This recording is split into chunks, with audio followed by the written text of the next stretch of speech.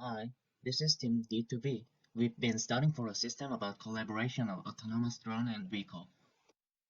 Through this system, we can create social value in various situations. For example, drone and unmanned vehicle can access to dangerous places such as at fire scenes or rescue scenes. Also, it can give an advantage to the delivery business, especially in the viral contamination situation. This method, to get more load capacity, we have replaced with a much bigger drone. For the vehicle, we kept using the same platform as before. From now on, we'd like to explain the technologies behind our system. The first one is about computer vision. We've implemented a smart cruise control system using camera sensors only. Using Kalman filter, we can estimate the next bound box with higher accuracy. We can match objects with the same object from the previous frame using Hungarian algorithm. We applied perspective transformation with the bounding box information to obtain the distance. Finally, we can get error less than about 1 centimeter compared to the measure in real world. We designed the PID control system using the distance obtained by the bounding box information. However, since the low-level controller was not accessible, a big error occurred in the actual test. If we adjust the coefficients of the PID system according to the actual test, we will be able to implement the ideal smart cruise control system. We also did sensor fusion related research as a method to improve the performance of object detection using floating-point nets, which is a type of deep learning network that performs 3D object detection from RGB data. You can see the configuration of the sensors and the process of calibration. We use the sensor fusion for detecting blue rubber cones among yellow rubber cones, estimating 3D bounding boxes. This is our flowchart. First, we carried out the calibration for sensor fusion, and we collected dataset.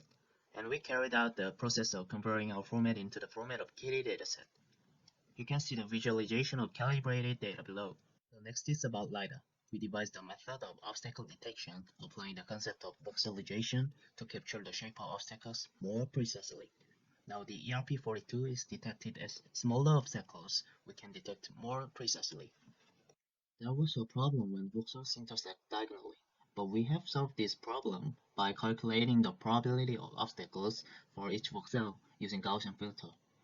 In order to ensure whether the obstacles are accurately recognized or not, we used A-star algorithm to create the shortest path to avoid obstacles.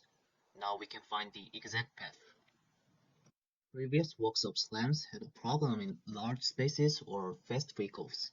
We tried to make it better with the fusion of the LiDAR and the IMU. However, mapping is still not good in straight paths and large spaces.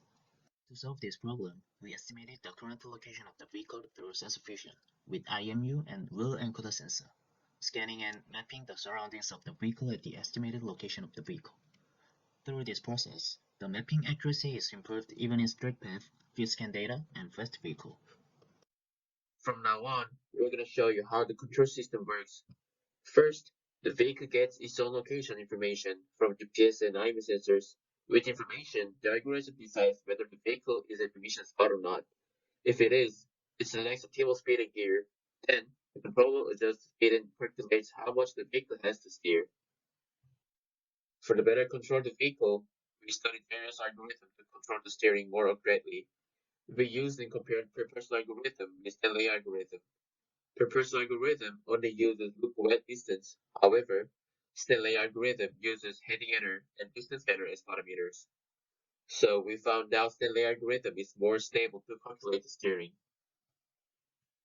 This video shows the difference between per-person and Stanley algorithm. As you can see in the video, Stanley shows higher accuracy because it reduces distance error and heading errors comparing to the per-person, which only use look-ahead distance as a parameter. Furthermore, we adjusted two coefficients of Stanley to improve the accuracy of the curve. In order to follow the path more stably, we set additional point that is the gradation for the acceleration so that the acceleration can be performed in advance of the curve. If the angle is larger than the standard, the speed can be lowered in proportion to the angle in advance. Although a PID controller is applied for the performance of fast acceleration, when the PID controller is applied, discontinuous driving occurs in the low speed part. We consider two reasons. First is that the speed of the protocol is lower than the acceleration signal from the PID controller and the vehicle. And second is the limitation of the speed protocol range. To solve this problem, based on the change in the target speed, we applied the Pid controller differently by dividing the acceleration and deceleration section and the constant speed driving section. The last one is about autonomous flying drones. The center of gravity is adjusted below the aerodynamic center. We customize the iris model to fit the actual drone, and control code is simulated within the depot. In reality, drones flies autonomously along the planned path. Since autonomous flight is successful, we've done an additional mission named Scan Drone.